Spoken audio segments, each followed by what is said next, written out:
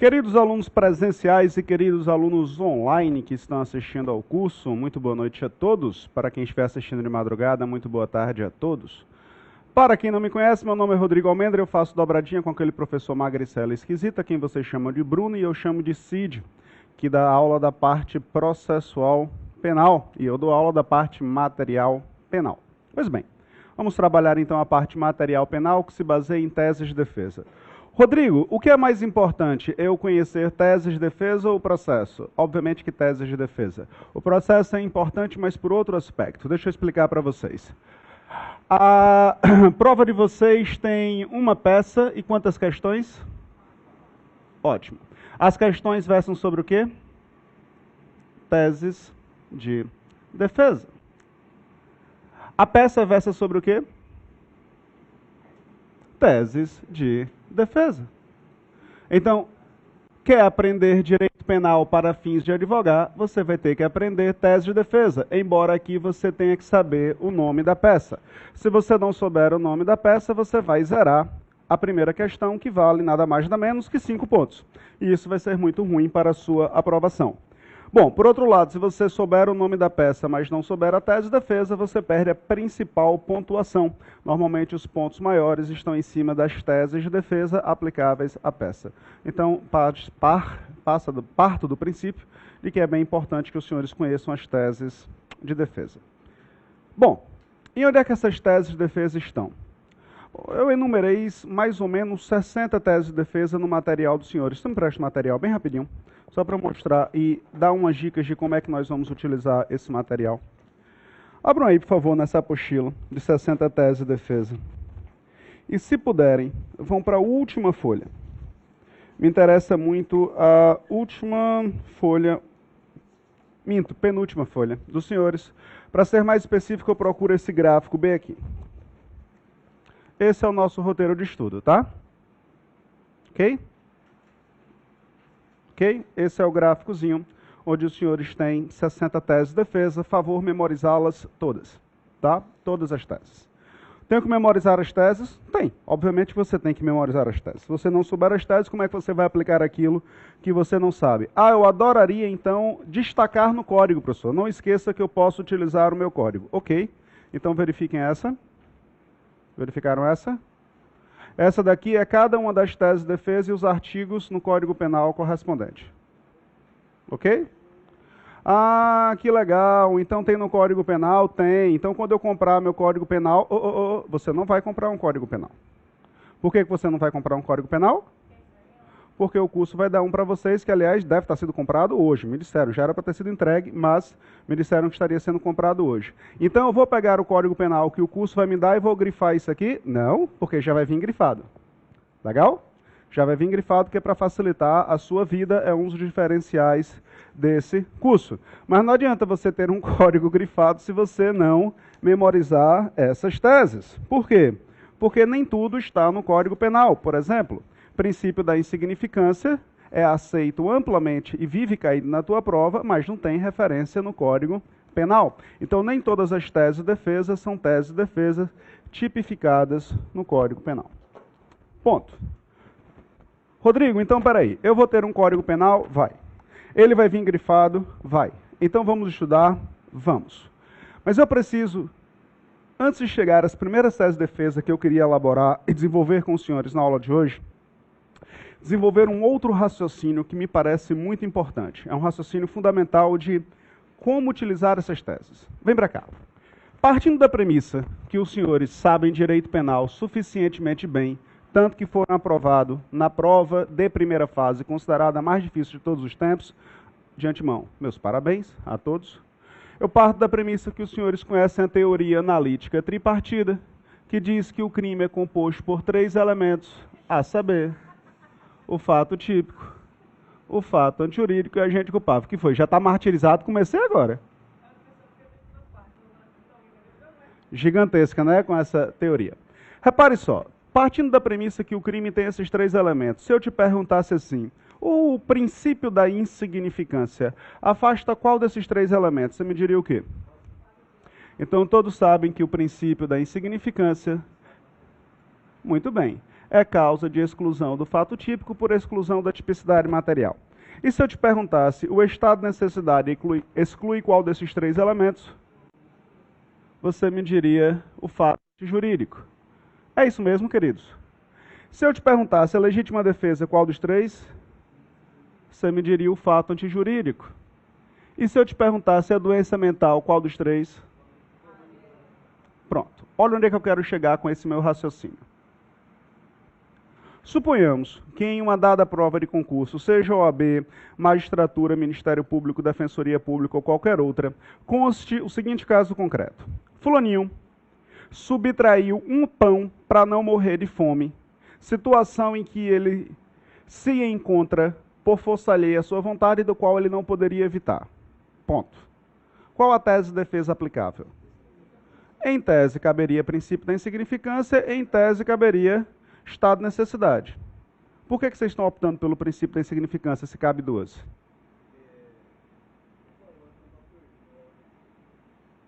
Porque vem antes. Vocês vão sempre fazer essa seguinte ordem. Preste atenção no raciocínio. Primeiro, vocês analisam se o fato é típico. Se, e somente se, o fato for típico, então os senhores analisam se o fato será antijurídico. Se, e somente se, o fato for antijurídico, então os senhores analisam se o agente é culpável. Não faz sentido analisar a antijuridicidade de uma conduta que não é típica, é irracional. Assim como não faz sentido analisar a culpabilidade daquele que não praticou um fato típico e um fato antijurídico. Portanto, se você está diante de uma hipótese em que, em tese, cabe o princípio da insignificância e o estado de necessidade, opte pelo princípio da insignificância. Check-up. Suponhamos um jovem doente mental que foi agredido por um grupo de jovens que o tentaram matar justamente por ele ser doente mental. O cara era doente mental, teve um grupo de pessoas que resolveram espancar o cara até a morte. Ele, doente mental, embora não entendesse exatamente o que fazia, repelindo as agressões, pegou um pedaço de pau e meteu na cabeça de alguém. E esse alguém morreu. Como os senhores defenderiam esse doente mental? Mas ele não é doente mental, caberia a legítima defesa e caberia a doença mental. Qual dos dois? Analisa-se na ordem se o fato é típico. É típico? É. É antijurídico? Não. Se não é antijurídico, eu não preciso analisar culpabilidade. Então, sigam no roteiro das teses de defesa essa primeira linha de raciocínio. É típico? Opa, é. É antijurídico? Opa, é. É agente culpável? Opa, é. Sigam essa ordem. Ok, Rodrigo, e se o fato for típico, for antijurídico e o agente for culpável? E aí? Aí, meu amigo, você tem um crime. Aí você tem crime. E o que é que eu posso fazer para defender o sujeito?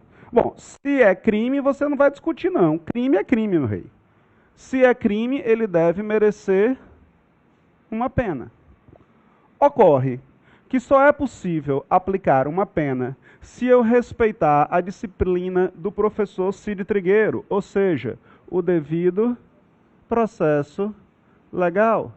Então você tem que analisar se o processo está sendo cumprido do modo como a Constituição diz que deve ser, dando garantias de ampla defesa, dando garantias de contraditório, se o juiz é imparcial ao julgar, etc, etc, etc. Porque se não for cumprido a ampla defesa e o contraditório e os princípios daí decorrente, você vai alegar nulidades. Daí nulidade ser um dos temas tão importantes para os senhores. Porque nulidades, basicamente, parte da premissa que você sabe identificar se o processo foi seguido à risca ou se não foi. Tá, professor, o processo estava presente. E agora? Analise as chamadas condições de punibilidade. Está em tempo de punir ou prescreveu? É processo de ação penal privada e já decaiu ou ainda não decaiu? Analise as condições de punibilidade para saber se ainda é possível aplicar uma pena. Rodrigo, é. Então, teve crime, vai ter pena? Exatamente. E agora, o que é que eu posso fazer para defender o sujeito? Bom, se tem crime e se tem pena, você só pode pensar em dosimetria de pena. Então está na hora de pensar em dosimetria. Dosimetria de pena engloba uma grande quantidade de assuntos que estão vinculadas à ideia de que vai ter pena e não tem o que fazer. Então vamos lá. Vamos dosar a pena? Vamos. Essa pena vai ser de quanto? Isso é muito importante saber de quanto, porque a depender de quanto é essa pena, eu vou me preocupar em, será que cabe uma substituição dessa pena por pena restritiva de direito? É uma ótima defesa. Você vai ser condenado, mas preso não vai. Será que dá para suspender essa pena? É o que nós chamamos de suscis da pena. Será que dá para suspender o processo? Um suscis do processo? Não era uma boa? Será que o sujeito, uma vez preso, consegue rapidamente um livramento condicional? E assim por diante. Tudo isso são teses de defesa que se vinculam ao cumprimento da pena, já que ele vai cumprir a pena. Queridos, por que eu estou desenvolvendo esse raciocínio com os senhores? Porque, presta atenção, existe uma tendência muito grande do aluno, OAB, segunda fase, do advogado criminalista, achar que o trabalho dele se limita aqui. E isso não é verdade. Você não tem que procurar a todo custo uma tese de defesa que afaste o crime. Às vezes isso é impossível. Às vezes não dá. Às vezes o crime existiu e não tem o que se fazer. Se não dá para combater a existência do crime, então nós vamos trabalhar a existência da pena. E se não der para impedir a aplicação de uma pena, nós vamos trabalhar em dosimetria. O que você não pode, e eu faço questão de alertar desde o primeiro encontro, é achar que tudo é teoria da pena. Que tudo é teoria do crime. E passar a inventar coisas que o edital não falou, ou que a questão não falou. E isso é um risco muito grande. O aluno pega uma questão onde o crime existe. Ponto.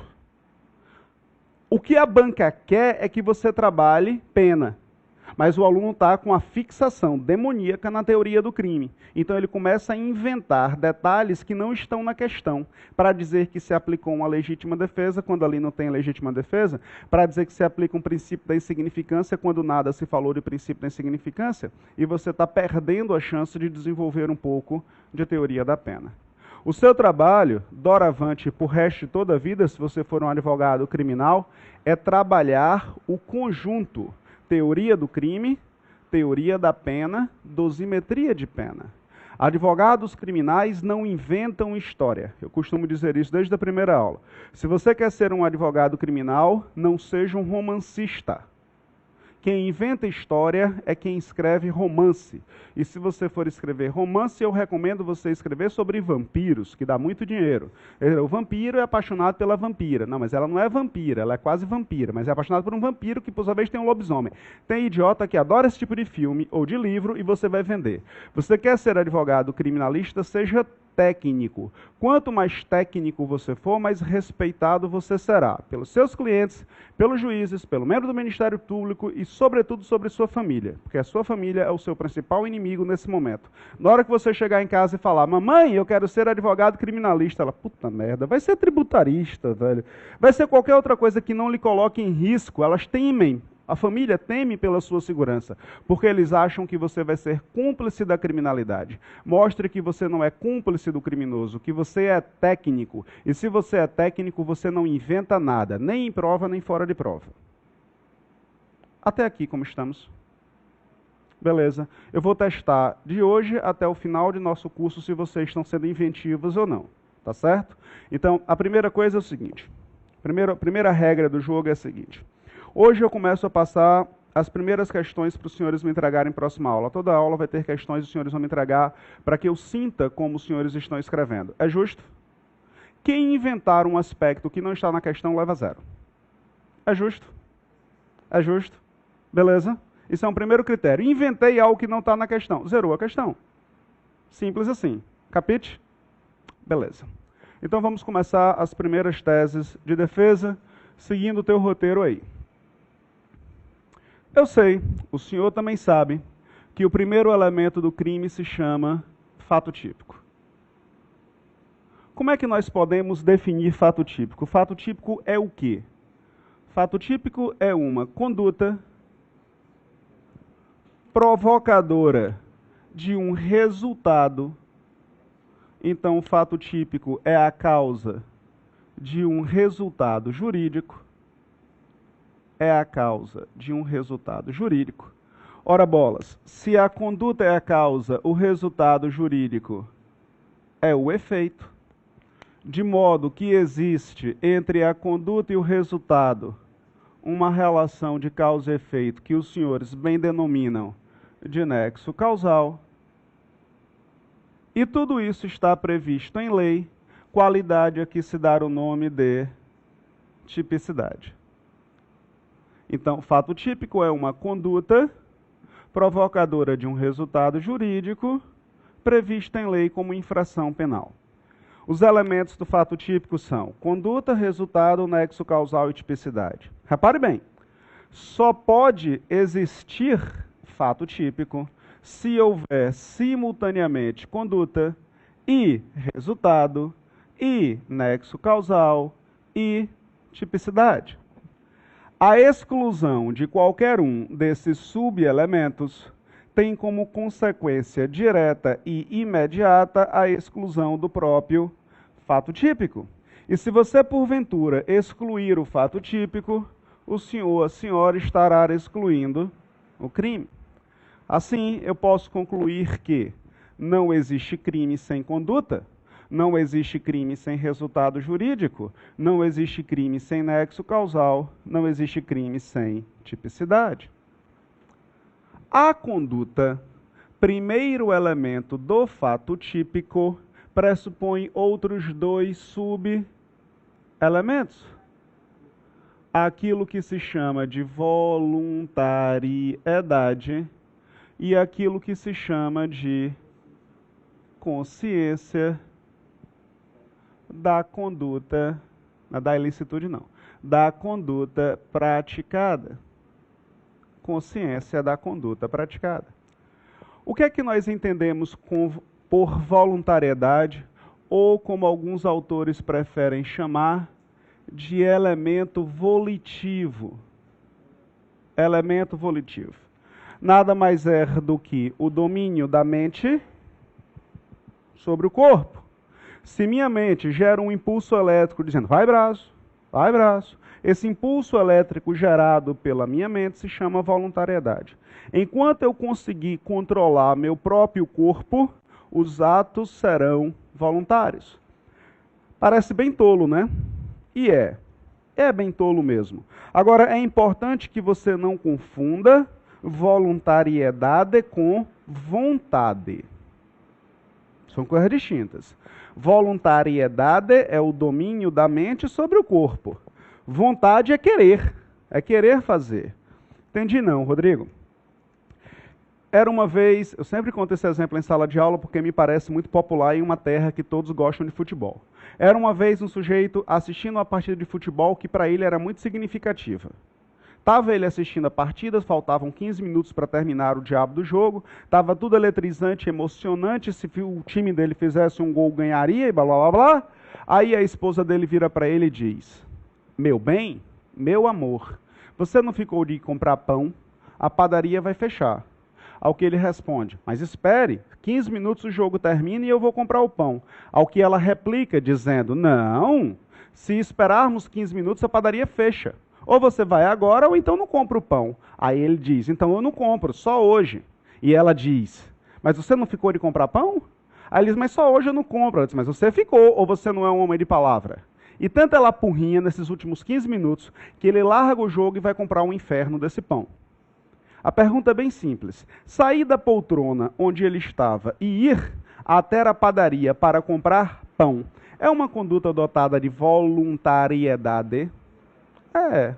A mente dele controlou o corpo dele para ir andando até a padaria e comprar o pão. Ou isso ou foi uma possessão demoníaca. E não foi.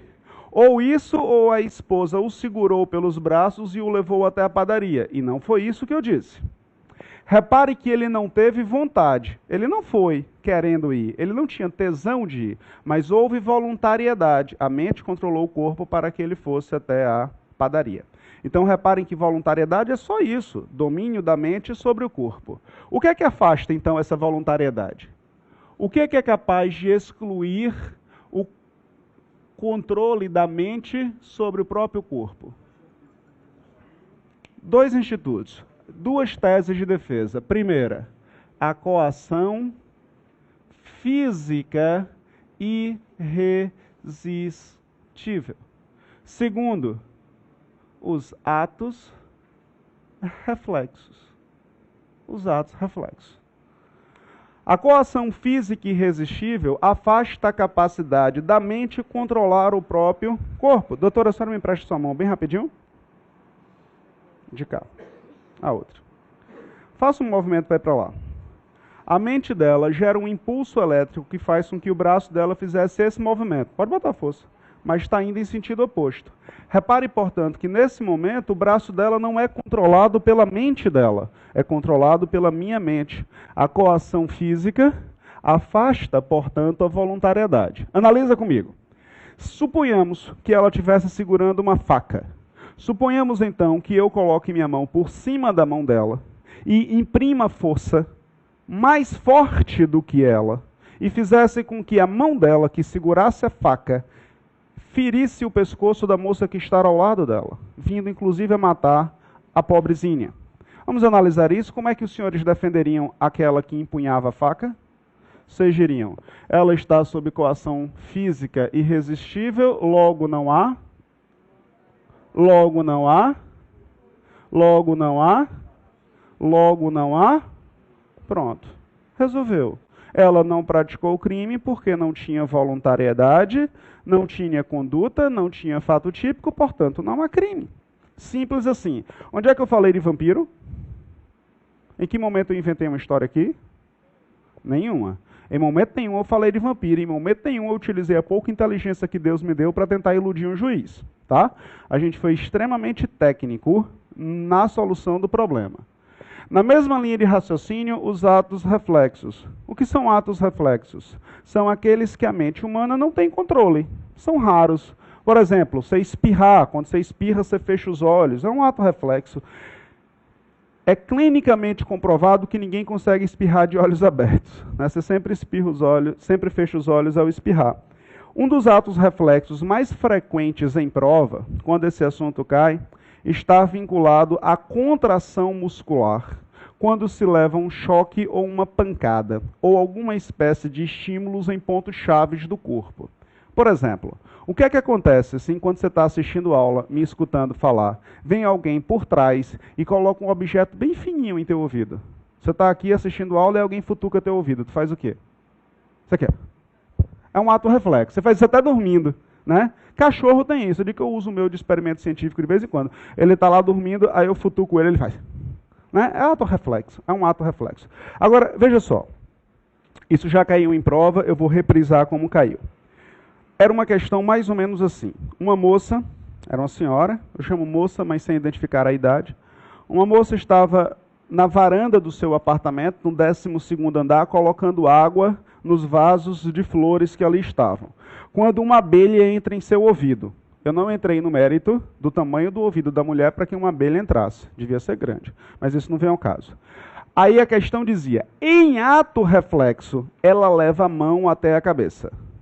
E ao fazê-lo, empurra um vaso que estava no parapeito da janela.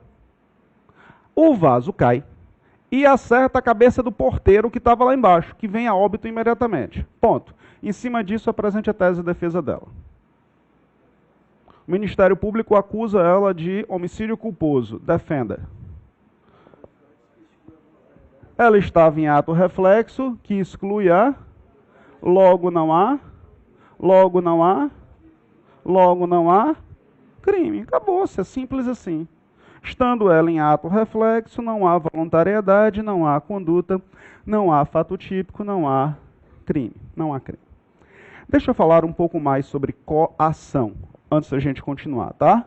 De antemão, o que é que eu já estou sabendo?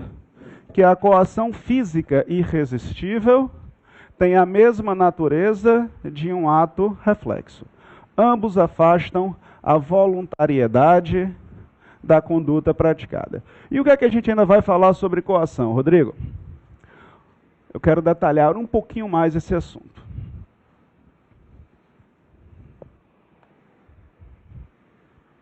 Vamos lá. Eu sei que crime só é crime se eu tiver fato típico, fato antijurídico e agente culpável.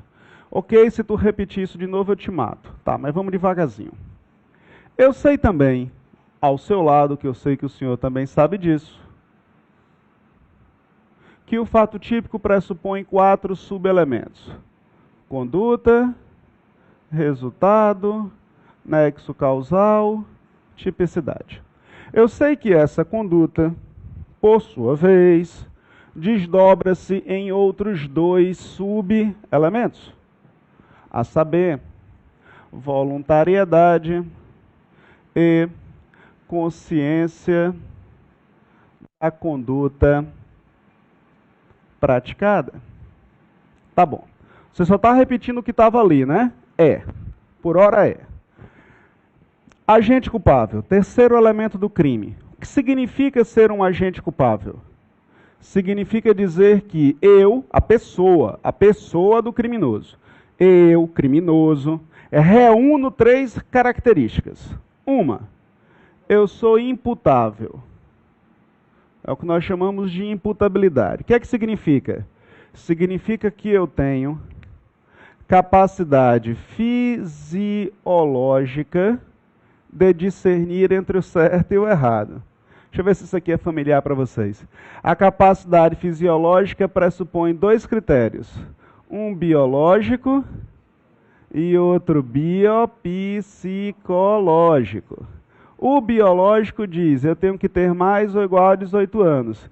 E o biopsicológico, OAB primeira fase, eu tenho que ter saúde mental. Caiu isso na tua primeira fase? Essa baboseira, né? Essa baboseira padrão. Mas bora lá. Critério biopsicológico, tenho que ter saúde mental. Critério biológico, tenho que ter mais ou igual a 18 anos. Juntos, critério biológico com critério biopsicológico, eles formam o que os senhores chamam de sistema biopsicológico. Tá? Sistema biopsicológico. O que mais, Rodrigo? Bom, além de ser imputável, além de ter saúde mental e idade, eu tenho que ter potencial consciência da conduta praticada? Não. Consciência da conduta está aqui, ó. Eu tenho que ter consciência da ilicitude da conduta praticada. Ou seja, eu preciso saber que aquilo que eu faço é errado do ponto de vista cultural. Eu tenho que ter bagagem cultural suficiente para saber que aquilo que eu faço é errado. E por último, eu tenho que ter liberdade para escolher. Eu tenho que ser livre. E essa liberdade os senhores chamam de exigibilidade de conduta diversa. Tá, Rodrigo, mas por que a gente está falando disso? A gente não estava falando sobre coação, não era? Não estávamos falando sobre ato reflexo, não era? Era. Só que eu disse que eu queria detalhar um pouco mais. E é isso que eu queria fazer agora com os senhores. Os senhores me disseram que essa voluntariedade pode ser afastada pela coação física irresistível. Foi isso mesmo? Porque a coação física implica em retirar a voluntariedade, logo retira-se a conduta, logo retira-se o fato típico, logo se retira o crime. É isso? Doutora, pense rápido. Opa, quase foi na cabeça nessa história, pensa rápido. É uma ponto 40, aponte para a cabeça dela, por favor. Eu aponto para a sua. Ou a senhora mata essa moça ou eu mato a senhora. Mataria, só por curiosidade? Mataria, né? Mataria rindo, né? Muito bem. Pensa comigo. Aliás, pensem comigo. Como é o nome da doutora? Silvana e Gabriela. Analisem comigo. Veja que eu não estou nem perto da Silvana, que eu não quero constrangê-la, não. Devia, mas ainda não tem prova oral na OAB. Eu torço para que o dia tenha prova oral para vocês perderem logo a timidez de uma vez por todas. Mas por hora não tem, então não tem mistério. Queria que os senhores me ajudassem a defender a Silvana, tá certo? Mas analisando passo a passo.